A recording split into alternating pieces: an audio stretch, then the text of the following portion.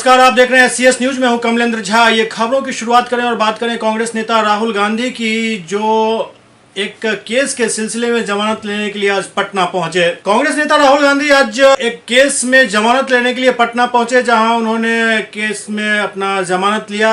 इस पूरे मामले में केंद्रीय पशुपालन मंत्री गिरिराज सिंह ने राहुल गांधी को आत्ममंथन करने की सलाह दी है। गिरिराज सिंह ने कहा जो राहुल गांधी को आत्ममंथन की जरूरत है। राहुल गांधी लोगों के मिजाज को समझने में असफल साबित हो रहे हैं। आज 14 राज्यों में कांग्रेस के एक भी सांसद जीतकर लोकसभा नहीं गए। दरअसल गिरिराज सिंह 2 दिवसीय दौरे पर बेगूसराय आए हुए हैं, जहां उन्होंने भाजपा के सदस्यता अभियान सहित कई कार्यक्रमों में हिस्सा लिया। अपने संबोधन के दौरान गिरिराज सिंह ने बेगूसराय की जनता को धन्यवाद दिया और कहा कि आज बेगूसराय में भाजपा को 7 लाख मत प्राप्त हुए हैं। यह लोगों ने प्रधानमंत्री के विकास की योजनाओं तथा गरीबों से जुड़ाव को देखते हुए दिया है। गिरिराज सिंह ने कहा कि आज पार्टी के एक पंचायत स्तर के कार्यकर्ता से लेकर दिल्ली के बड़े नेता तक अगर धारा 370 के संबंध में पूछा जाए तो सबका एक ही जवाब होगा, न कि अलग अलग। बजट के संबंध में गिरिराज सिंह ने कहा कि कांग्रेस की तरफ से बयान आया कि यह घिसा पीटा बजट था, तो मैं सिर्फ इतना कहना चाहूंगा कि कांग्रेस को मोटे चश्मे की आवश्यकता है, तभी उन्हें बजट का सही प्रारूप नजर आएगा। जब मैं बजट से निकला तो मुझे कहा कि कांग्रेस ने कहा कि ये तो घिसा पीटा कुछ नहीं है। हम कहती कांग्रेस के चश्मे में पादर मोटा हो गया, उसे और मोटा चश्मा की जरूरत है। पूछ लें कि 370 धारा पर उनका विचार गांव में एक कार्यकर्ता को, और वही बात प्रदेश के नेता से, वही बात दिल्ली के नेता से, सबकी जुबान से वही निकलेगा। अगर हमारे अमित शाह जी गृह मंत्री जब सदन के अंदर कश्मीर पर बिल ला रहे थे, उन्होंने कहा कि ये मेरा 370 अस्थायी मुद्दा। बेगूसराय में 7 लाख वोट भारतीय जनता पार्टी को मिला, उन लोगों ने दी है जिनके अंदर ये एक मोदी के प्रति एक उम्मीद जगा। वो उम्मीद कि उनके घर बने हैं तो मेरे घर भी बनेंगे। मैं समझता हूं राहुल गांधी को लोगों के मिजाज को समझने में दिक्कत हो रही है, इसीलिए कांग्रेस आज 14 राज्यों में एक भी सदस्य लोकसभा में जीत करके नहीं आए। मोदी जी लोगों की जुबान गवाते नहीं हैं, मोदी जी लोगों को जुबान दे रहे हैं, ताकत दे रहे हैं, गरीबों को उठाने का काम कर रहे हैं, और जिसके कारण आज इतना बड़ा जनमत मिला है। ये राहुल गांधी को एक निरीक्षण करने की जरूरत है, आत्मचिंतन करने की जरूरत है। मोदी जी को गालियां जितना देंगे मोदी जी उतने मजबूत होते हैं। आज बेगूसराय में सदस्यता की अभियान शुरू हुई।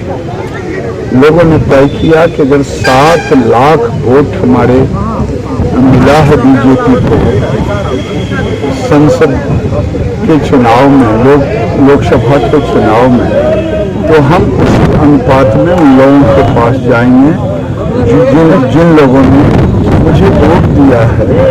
उन लोगों के पास जाकर के, उन गरीबों के पास जाकर के हम उन्हें अपने साथ जोड़ने का काम करेंगे। मुझे पूरा उम्मीद है कि बेगूसराय एक कीर्तिमान स्थिति। विपक्ष बजट से नाराजगी जताती है सर। विपक्ष के पास कोई मुद्दा नहीं है। ये बजट सस्टेनेबल बजट है। ये बजट गांव के किसानों का बजट है, उन्हें दिखाई नहीं देगा।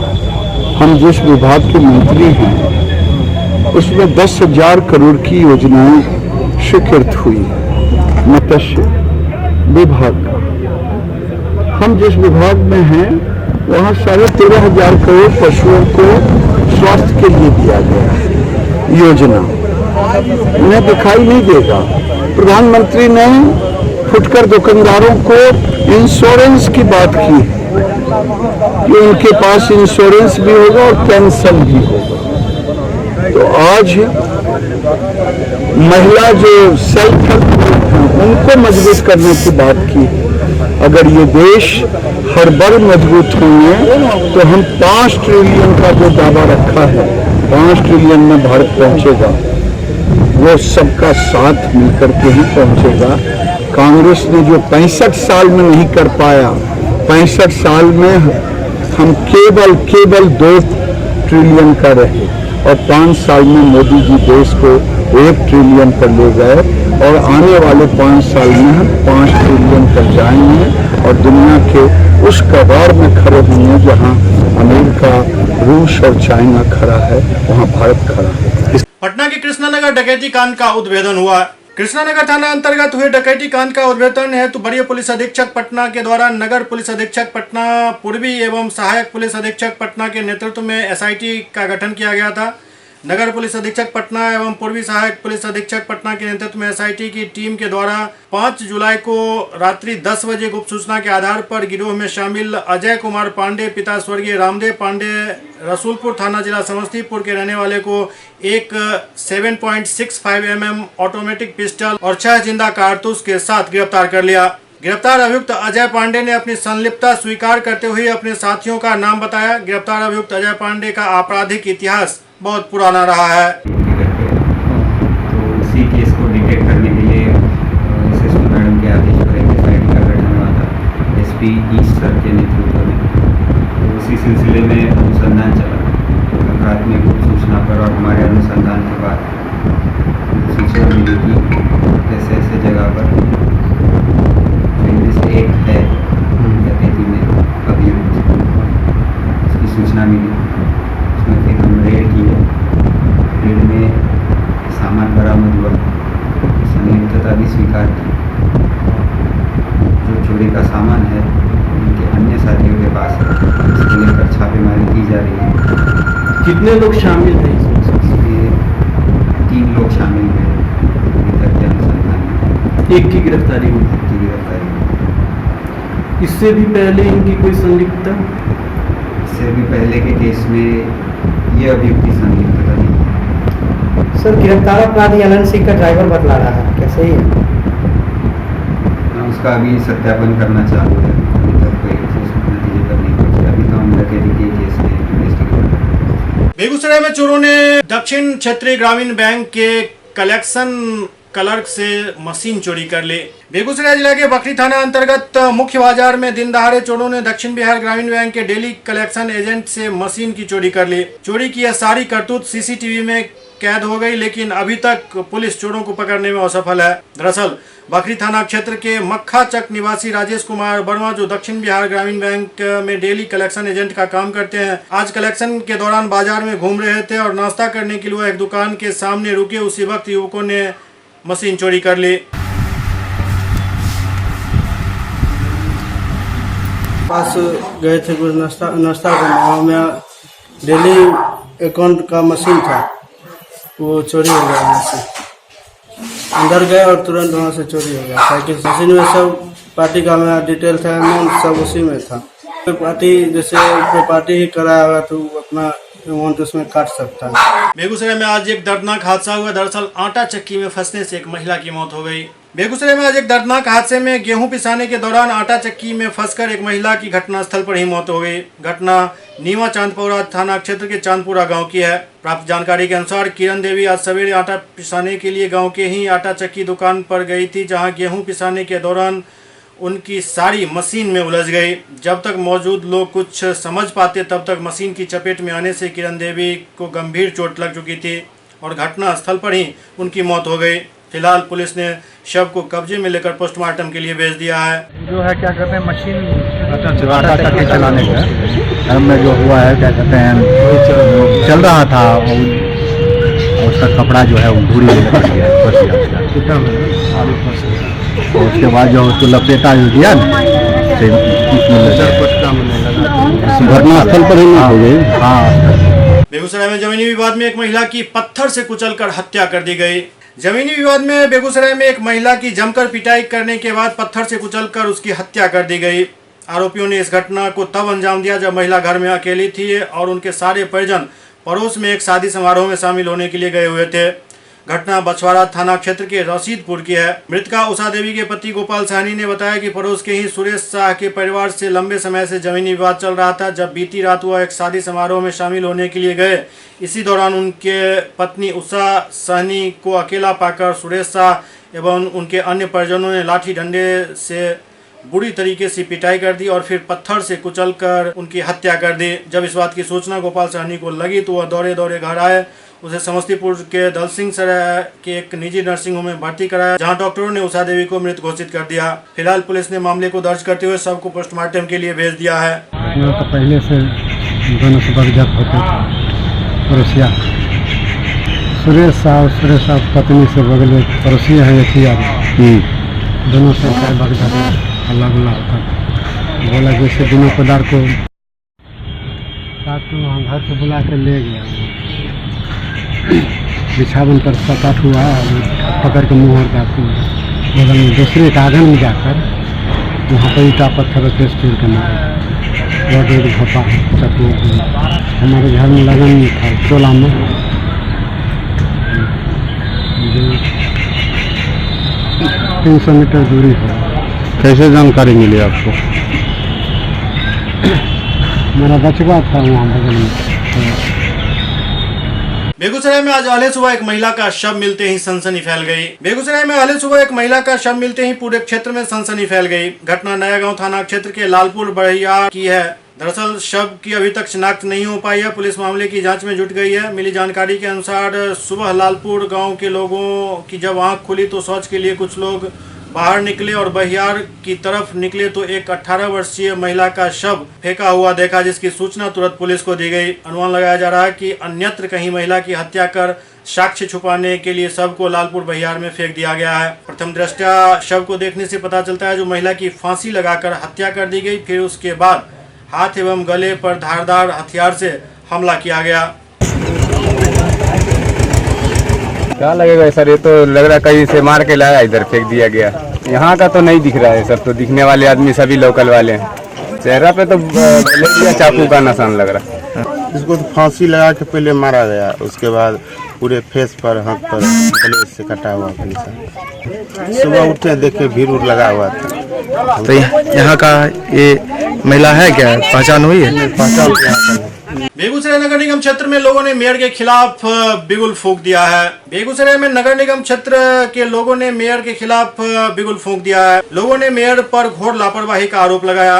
नगर वासियों ने सड़क जाम करते हुए बेगूसराय मेयर और नगर निगम के विरोध में जमकर नारेबाजी की। दरअसल रतनपुर थाना क्षेत्र के वार्ड 21 एवं 22 के रहने वाले लोगों का आरोप है कि 10 वर्षों से टूटी सड़क के संबंध में नगर निगम द्वारा अब तक सिर्फ आश्वासन ही दिया गया, लेकिन आज तक उसको ठीक नहीं किया गया।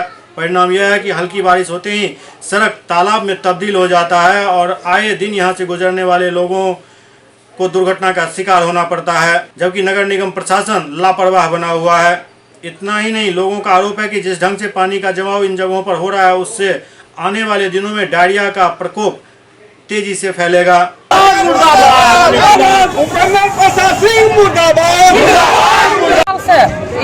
रोड ने नाला बने जी, कितना विद्यार्थी चले छे, कितना पब्लिक चले छे, सब तो गाड़िये के घर छे। तो नगर निगम बनलक तो सब गाड़िये सुनवे छथिन, महल्लो वाला के दिक्कत नहीं छे। खद्दा खासा एकदम यहाँ पर नरक रहे छिके।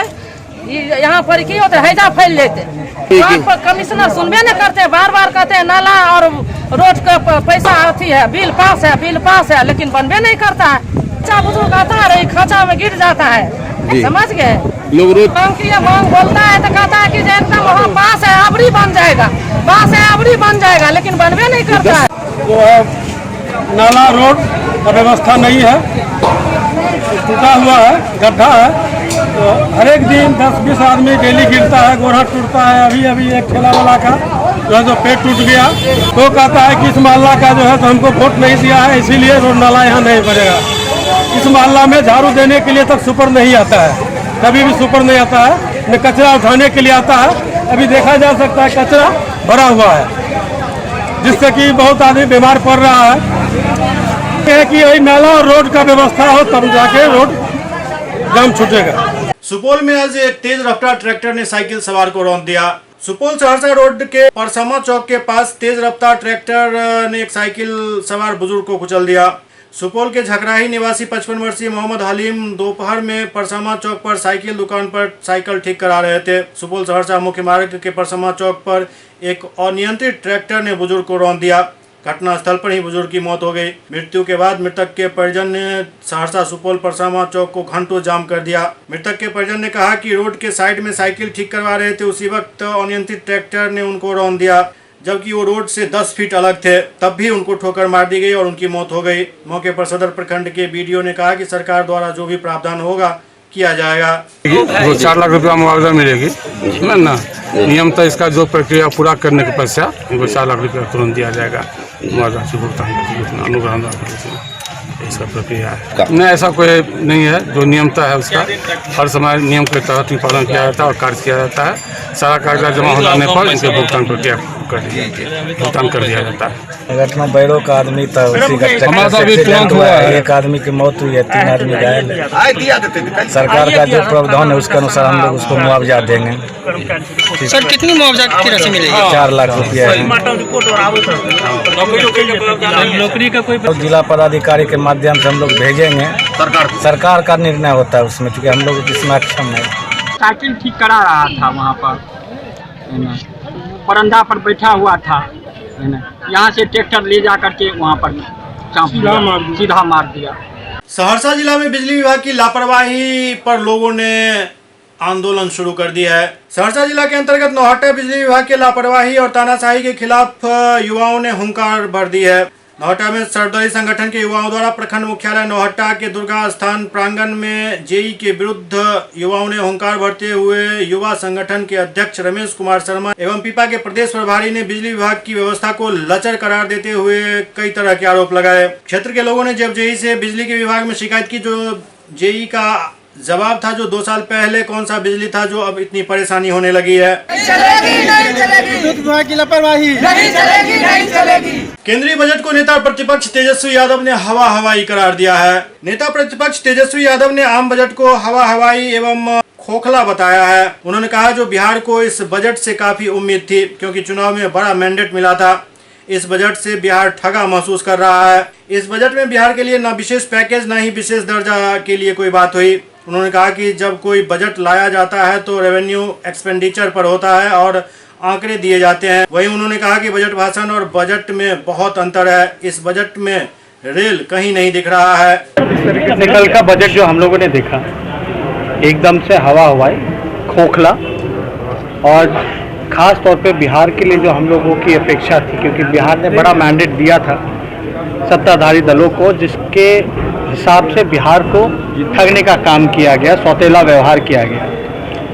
ना कोई विशेष पैकेज, ना स्पेशल राज्य का दर्जा, और जब भी कोई बजट होता है तो एक्सपेंडिचर और रेवेन्यू पे होता है, आंकड़े दिए जाते हैं। अगर आप पूरा मंत्री का बजट जिसने पेश किया, जैसे पेश किया, आप अगर वो भाषण को सुनेंगे तो आंकड़ा गायब है। ना कोई एक्सपेंडिचर के बारे में चर्चा की गई है, ना कोई रेवेन्यू के बारे में चर्चा की गई है, और रेलवे का तो पता ही नहीं चला।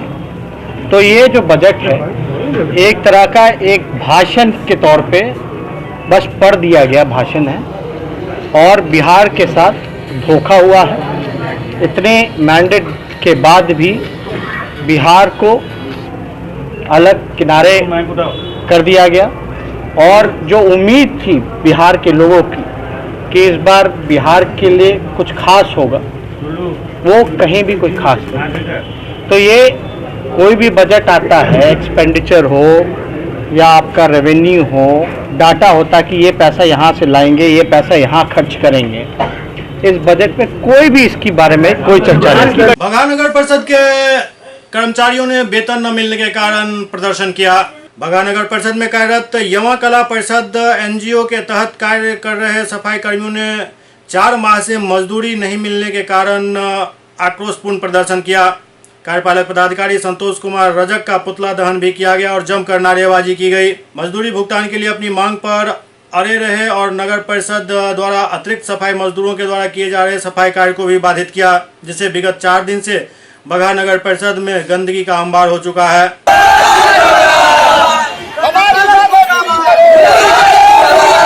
हमारी मांग यही है कि 2 महीना पहले जब हमने काम बंद किया तो इन्होंने कहा कि ठीक है काम तुम चालू करो, मैं परमिट कर दूंगा। जब भर मैं काम चालू किया, सारे सफाई कर्मी ने एक संग जुट कर काम फिर करना चालू कर दिया, तो इन्होंने परमिट के बारे में कहा कि नहीं, अभी हम परमिट नहीं देंगे। बहानाबाजी कर रहे हैं कि कभी ट्रेजरी खराब है, कभी लिंक फेल है, यही बहानाबाजी कर रहे हैं। हमारे घर में बच्ची का तबीयत खराब है, पैसा 4-4.5 महीना हो गया, नहीं मिला, हम गरीब रो रहे हैं। अच्छा, कौन नहीं दे रहा है? पालक पदाधिकारी। हाँ, हम सफाई कर्मियों को 4 महीना से वेतन बंद हुआ है। हमेशा दिलासा दिलाया जाता है कि तुम लोगों का पैसा मिलेगा। इसी तरह करते करते पैसा भी नहीं मिला और बीच में ही एनजीओ को काम से इस्तीफा देने का नोटिस भी निकल गया। तो हम लोग का इससे कोई एतराज नहीं है। हम लोग जो कमाए हैं हमारा वेतन दे दे, उसके बाद हम लोग सफाई करेंगे, अन्यथा हम लोग किसी को सफाई करने नहीं देंगे। अगर पुतला जलाने के बाद भी हम लोग का समस्या का सुधार नहीं हुआ तो कल हम लोग रोड जाम करेंगे अपने बीवी बच्चे को लेकर। हमारे भूख का हड़ताल जो करेंगे, हमारे भूख से जो हमारे घर के लोग मरेंगे उसका जिम्मेदार हमारे यहाँ का अधिकारी होंगे, कार्यपालक अधिकारी रहेंगे। सफाई एजेंसी का भुगतान का मैटर है जो CFMS प्रक्रिया के चलते लंबित है।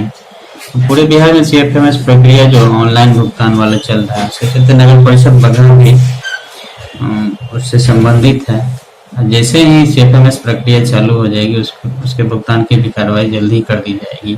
राष्ट्रीय जनता दल के राष्ट्रीय कार्यकारिणी की आज बैठक आयोजित की गई। राष्ट्रीय जनता दल के राष्ट्रीय कार्यकारिणी की बैठक आज आयोजित की गई। पूर्व मुख्यमंत्री राबड़ी देवी सहित इस बैठक में तेजस्वी यादव, तेज प्रताप समेत प्रदेश अध्यक्ष रामचंद्र पूर्वे भी शामिल हुए। इस दौरान आरजेडी के सैकड़ों कार्यकर्ता मौजूद थे।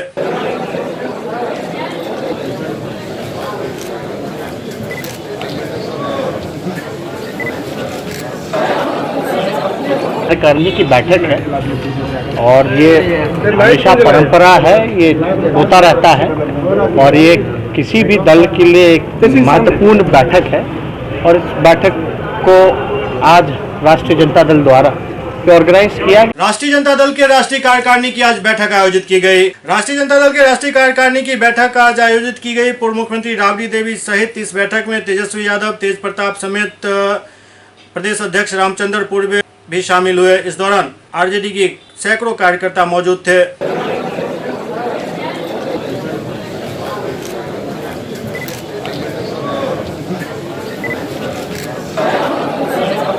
कार्यकारिणी की बैठक है और ये हमेशा परंपरा है, ये होता रहता है और ये किसी भी दल के लिए एक महत्वपूर्ण बैठक है। और इस बैठक को आज राष्ट्रीय जनता दल द्वारा ऑर्गेनाइज किया। भवन निर्माण मंत्री अशोक चौधरी ने राहुल गांधी की पेशी पर कटाक्ष किया। भवन निर्माण मंत्री अशोक चौधरी ने राहुल गांधी की पेशी पर कटाक्ष करते हुए कहा कि कांग्रेस कार्यकर्ता ज्यादा उत्साहित हैं। राहुल गांधी किस कारण से आ रहे हैं इस पर कोई नहीं बोलना चाहता। राजद के कार्यक्रम में तेजस्वी के नहीं आने पर भी उन्होंने कटाक्ष किया। उन्होंने कहा कि ये तेजस्वी के काम करने का नजरिया है, वही जाने। देखिए, ऐसा है कि जो भी नेता होते हैं उनके समर्थक उनको अपने तरीके से उनका स्वागत करते हैं। तो जो लोग कांग्रेस के लोग यहाँ पर हैं, जो राहुल गांधी के प्रति समर्पित हैं, उन्होंने अपना स्वागत किया है। कोर्ट में उनकी पेशी है, कोर्ट में अपना जवाब देंगे, न्यायालय अपना कार्य करेगा। तो जिस तरह से बयान दिया था कार्यकारिणी की बैठक है सर, लेकिन जिस तरह से तेजस्वी यादव नहीं आ रहे हैं, क्या लग रहा है आरजेडी का भविष्य किस तरह का है? क्या आपसी एक विवाद है? हमको नहीं लगता है कि तेजस्वी यादव जी का अपना कार्य करने की प्रणाली है। जनता देखेगी किस तरह से वो कार्य कर रहे हैं, तो जनता अपना देखेगी, जनता उस हिसाब से निर्णय करेगी। मुख्यमंत्री नीतीश कुमार ने सूखे की आहट को देखते हुए एक बैठक बुलाई। बैठक में संबंधित विभाग के मंत्री और सभी अधिकारी मौजूद थे। मंत्री संजय झा ने बताया कि सभी मोर्चे पर सरकार तैयार है। आपदा मंत्री लक्ष्मेश्वर राय ने कहा कि हम सभी सूखा से निपटने को तैयार हैं। लघु जल संसाधन मंत्री नरेंद्र नारायण यादव ने कहा कि सूखा घोषित करने के लिए अगस्त तक का समय सरकार लेगी। सरकार कई योजनाएं चला रही है। बारिश कम हो रही है, आप लोग भी देख रहे हैं और सुखाड़ की स्थिति है। पिछले मंथ भी 3 तारीख को मुख्यमंत्री मीटिंग लिए थे और आज मीटिंग ले रहे हैं। और आपको पता है 13 तारीख को फिर सारे MLA MLCs का सेंट्रल हॉल में जो मीटिंग है, इसी को लेकर के उनका कंसर्न है, स्थिति को भयावह है। बाद और सुखाड़ की पूर्ण तैयारी तो सूखे की स्थिति बनती जा रही है सर, ऐसे में क्या रहेगी? पूरा चौकस है, सरकार पूरी तरह से तैयार है, पूरा सुखाड़ और बाढ़ की दोनों मजबूती से तैयारी। और सभी का मामला वैसे गिरते हुए पानी के स्तर को हम रोक सकें और फिर मौसम के मुताबिक जो फसलें लगाई जा सकती है उसके लिए कृषि विभाग भी अपनी योजना बनाई है। इन सारे चीज़ों को देखते हुए आज माननीय मुख्यमंत्री महोदय की अध्यक्षता में बैठक है। आप जानते हैं कि सूखा घोषित करने का अपना एक तरीका होता है, उसका एक अपना नियम। हम अगस्त तक इसकी प्रतीक्षा करते हैं। जो भारत सरकार का गाइडलाइन है, जो सर्वोच्च न्यायालय का आदेश प्राप्त हुआ था, उसी के आलोक में अगस्त तक हम इसकी प्रतीक्षा करते हैं।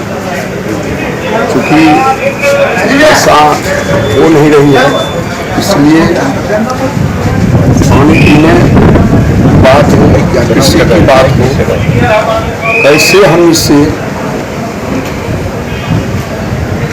इसका मुकाबला करेंगे, इसी हेतु आज ये बैठक बुलाई। पश्चिम चंपारण के देवराज में मॉब लिंचिंग पर एक रैली निकाली गई। नरकटियागंज जनमंडल अंतर्गत लौरिया रामनगर मुख्य मार्ग पर स्थित मुस्लिम बाहुल्य क्षेत्र देवराज के बगही चौक पर देश में हो रहे मॉब लिंचिंग के विरुद्ध युवाओं द्वारा एक शांति मार्च का आयोजन किया गया, जिसमें देवराज क्षेत्र के लगभग हजारों की संख्या में लोगों ने भाग लेकर शांति मार्च को सफल बनाया। इस मार्च का उद्देश्य विगत 9 जून को झारखंड में हुए तबरेज की मौत और हिंदुओं की धर्मस्थली मथुरा में हुए भारत यादव की मौत से जुड़ा हुआ है। दूसरी तरफ देश के कई हिस्सों से आ रही मॉब लिंचिंग की खबरों से आहत देवराज वासियों ने धैर्य की सीमा पार होने पर इस कार्यक्रम का आयोजन किया।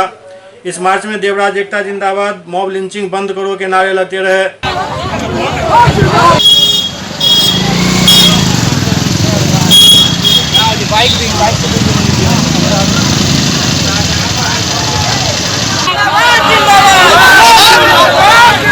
इसको क्या संदेश देना चाहते हैं? देखिए, एक्चुअल में मॉब लिंचिंग का मतलब ये है कि एक आदमी को एक भीड़ मार देती है, और इस मॉब लिंचिंग के पीछे सबसे ज़्यादा रूमर रहता है। एक ग्रुप रूमर फैला देता है और पब्लिक उसके अगेंस्ट में एक मॉब बना लेती है। उसको समझ में नहीं आता है कि सच्चाई क्या है, और हम लोग जनता को जगाने के लिए निकाले हैं कि इस तरह का रूमर अगर कोई उठाता है तो उस पर अंकुश लगाना है और मॉब लिंचिंग से दूर रहना है। लखीसराय के जिला जज मदन किशोर कौशिक के लिए विदाई समारोह का आयोजन किया गया। लखीसराय के निवर्तमान जिला जज मदन किशोर कौशिक बिहार राज्य विधि विभाग के सचिव बनाए गए हैं, जिसके बाद उनके लिए एक भव्य विदाई समारोह का आयोजन किया गया। लखीसराय जिले के कार्यपालिका एवं न्यायपालिका के पदाधिकारियों ने इस भव्य कार्यक्रम में भाग लिया। बिहार सरकार ने लखीसराय के निवर्तमान जिला जज मदन किशोर कौशिक को राज्य विधि विभाग का नया सचिव विधि विभाग परामर्शदात्री नियुक्त किया है। पटना हाईकोर्ट की अनुशंसा के क्रम में सामान्य प्रशासन विभाग ने नए विधि विभाग के सचिव के रूप में मदन किशोर कौशिक को चुना।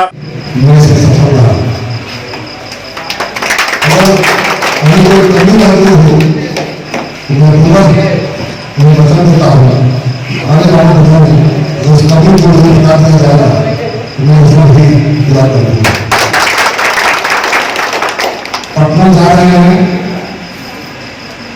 पटना एक ऐसी जगह है कि हम सब लोगों को भरने के बाद हॉस्टल जाना ही पड़ता है, कभी कभी 2 बार जाना पड़ता है।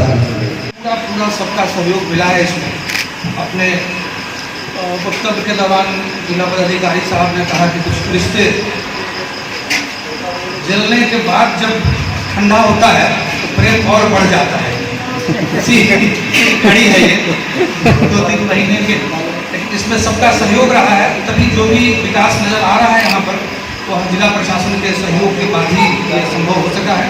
हमारे और न्यायिक पदाधिकारीगण, कर्मचारीगण और हमारे इस न्यायपालिका का एक कर्मी भी उसमें सहयोग किया है, तभी हम इस मंजिल तक पहुँचे हैं। और विदाई की एक कड़ी में परंपरा है क्रेडिट देना जिसको जाना होता है।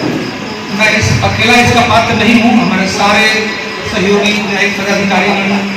एससीएस न्यूज ने आनंदपुर स्थित ललतेश्वर मधुसूदन उच्च विद्यालय और प्रोजेक्ट बालिका उच्च विद्यालय के सड़क को बंद करने को लेकर एक खबर दिखाई थी आप लोगों को, जिसमें सड़क को बंद कर दिया गया था। दोनों स्कूलों के बच्चों को काफ़ी परेशानियां हो रही थी। SCS पर खबर चलने के बाद स्थानीय विधायक अमरनाथ गामी इस दिशा में एक्टिव हुए और उन्होंने बीच का रास्ता निकालने के लिए एक पहल की, जिसके अंतर्गत आज शनिवार को प्रोजेक्ट बालिका उच्च विद्यालय में एक उच्च स्तरीय बैठक आयोजित की गई।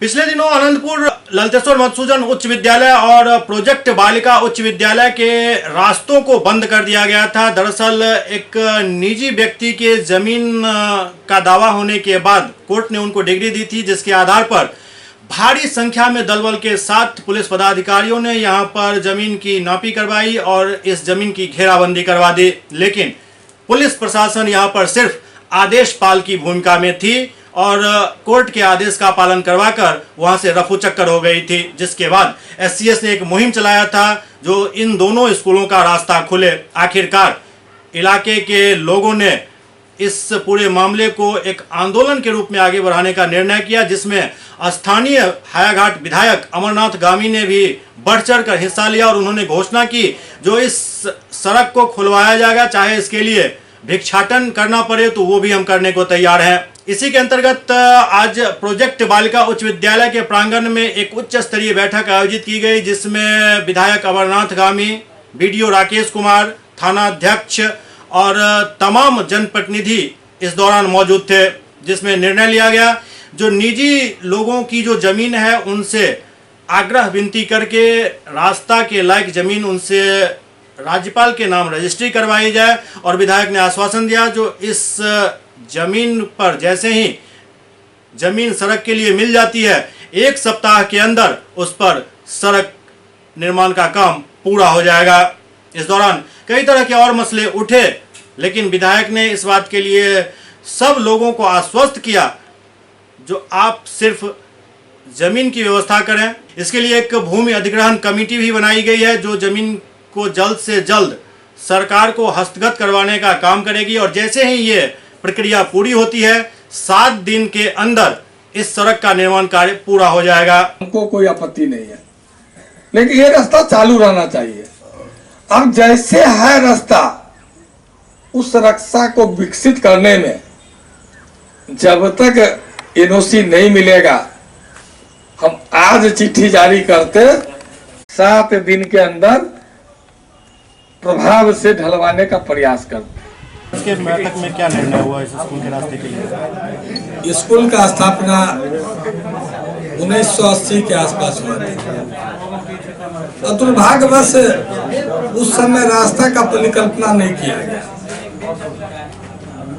तो आज पहले क्या था कि जमीन का उतना उपयोग लोग महत्वपूर्ण नहीं समझता था, अब उपयोगी हो गया, जमीन कम हो गया, आबादी बढ़ गया, तो लोग निजी आवश्यकता के अनुसार जमीन को घेराबंदी कर रहे हैं, तब बच्चियों को आने जाने में कठिनाई हो रही है। परमानेंट समाधान के लिए एज ए स्कूल के अध्यक्ष, प्रबंधक और क्षेत्र का विधायक, क्षेत्र का बेटा होने के नाते इस समस्या का समाधान कागजी प्रक्रिया में हमको लगा कि जटिल होगा, आपसी सहमति से इसका समाधान सुलभ होगा। उसी सुलभता के लिए आपस में हम ग्रामवासी, स्थानीय जनप्रतिनिधि देख रहे हैं जिनका सहयोग पूर्ण मिल रहा है। तो आशा करते हैं आने वाला समय में, अभी तत्काल 800 फीट सड़क अपने अच्छे फंड से आज जिला योजना को लिखेंगे, तो प्रयास करेंगे कि 7 दिन बोले हैं तो जितना जल्दी प्रशासनिक स्वीकृति मिला उसके 7वां दिन रोड बने जाएगा, इसका हम विश्वास दिलाते हैं। और परमानेंट सॉल्यूशन तब होगा जो अभी भूमि अधिग्रहण समिति बनी है, प्रेम से, सद्भाव से, आग्रह से पैर पकड़ के हमें भूमि लेनी है। 2 तरफ, एक तो उत्तर से दक्षिण रास्ता गई है, लगभग 200 फीट सड़क, जमीन दाता से आग्रह करके जमीन लेना है। और एक हाई स्कूल खेल मैदान के पीछे से हाई स्कूल से अनुमति लेके वो सड़क का निर्माण करवाना है। तो निश्चित रूप से दोनों तरफ रास्ता लेने के लिए आग्रह, निवेदन, विनती के साथ अगर आर्थिक खर्च से भी जमीन खरीदना भी पड़ा तो हम खरीद के सड़क बनाने के लिए संकल्पित हैं। एक तरफ ये रास्ते का मुद्दा सॉल्व होता दिख रहा है, प्रक्रिया शुरू हो गई आपके पहल से। एक समस्या यहाँ पर और ये, चूँकि बालिकाओं का विद्यालय है और यहाँ कैंपस सुरक्षित नहीं है, बाउंड्री नहीं है। वीडियो साहब ने आश्वासन भी दिया था, जो 6-8 महीने पहले घेराबंदी हुई थी रोड की, तो उस समय आश्वासन मिला था जो इस पर हम कार्रवाई करेंगे, लेकिन क्या व्यवधान है उसमें जो ये संभव नहीं? पत्रकार महोदय, सीमित संसाधन में आपका राष्ट्र का विकास होता है, राज्य का विकास होता है, सरकार का नीतिगत फैसला होता है, उसी नीति के तहत हम लोग काम करते हैं। अभी वर्तमान नीतिगत फैसला में बाउंड्री निर्माण का कोई नीति सरकार का है नहीं। जब आवश्यकता अनुसार बच्चा के उपस्थिति अनुसार शिक्षक नहीं है, कुर्सी टेबुल नहीं है, भवन नहीं है, तो बाउंड्री आप खोद रहे हैं। आज हमारे बच्चा कोटा, जयपुर, दिल्ली, राजस्थान, पटना, पटियाली सराय, आनंदपुर चौक पर पढ़ रहे हैं, तो बाउंड्री वाली आवश्यकता आगे के लिए है। पहले भवन, उपस्थिति अनुसार विद्यालय में क्लासरूम, बेंच डेस्क, शिक्षक शिक्षिका विषयवार, ये अगर हो जाती है तो बाहर जो हमारे बच्चे पढ़ते हैं उनको जाना नहीं पड़ेगा, इसलिए अधिक आवश्यक ये काम है। तो एससीएस के इस मुहिम में आप भी जुड़े, जल्द से जल्द इन दोनों स्कूलों को रास्ता मिले, इसके लिए आप भी अपना कुछ कीमती समय जरूर दान करें, चाहे जमीन दान होने से हो या फिर समय दान होने से हो। दोनों ही परिस्थिति में यहाँ जरूरत आपकी ही है और जरूरत आपकी हमारी सबकी है। इसलिए उम्मीद करते हैं जो जल्द से जल्द यहाँ स्कूल तक जाने का रास्ता प्रशस्त हो पाएगा। एससीएस न्यूज के इस अंक में अब इतना ही। अगले अंक में फिर कुछ और समाचारों के साथ उपस्थित होंगे, तब तक आप देखते रहिए एससीएस न्यूज। नमस्कार।